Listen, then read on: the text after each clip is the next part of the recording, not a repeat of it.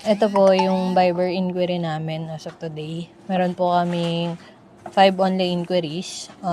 Dalawa po yung na-convert into sale.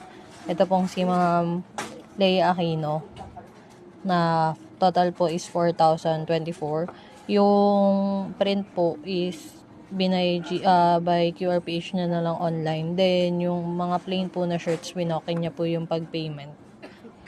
Then, dito naman po kay Sir Raymond, yung total niya is 1,000.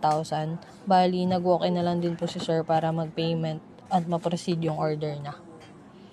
Then, dito naman po kay Sir Romnick, bali, yung order niya is nasa 500 converting into sales, pero naantay pa po yung stocks kung available po.